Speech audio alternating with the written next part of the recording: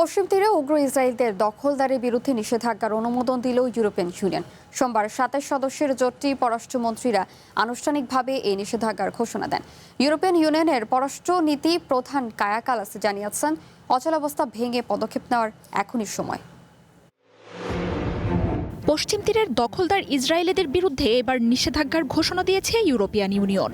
একই সাথে যেসব আর্থিক সংস্থা সংগঠন এসব দখলদারদের সমর্থন দিচ্ছে তাদের উপরও আনা হয়েছে বিধিনিষেধ।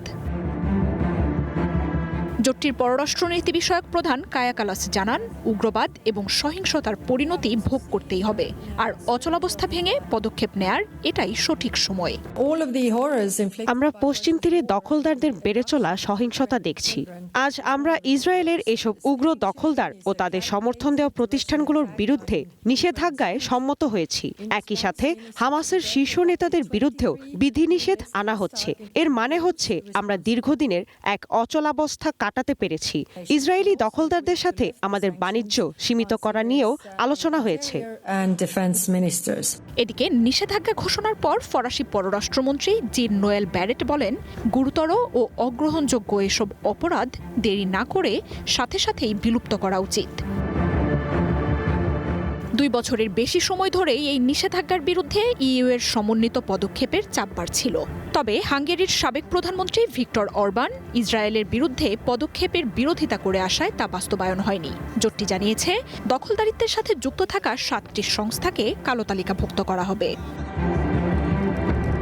আনুষ্ঠানিকভাবে প্রয়োগের আগে ইউরোপিয়ান ইউনিয়নের বেশ কিছু আইনি ও কারিগরি ধাপ পার করতে হবে, যার মধ্যে সম্পদ জব্দ করা ও প্রবেশ নিষেধাজ্ঞার প্রক্রিয়াও রয়েছে।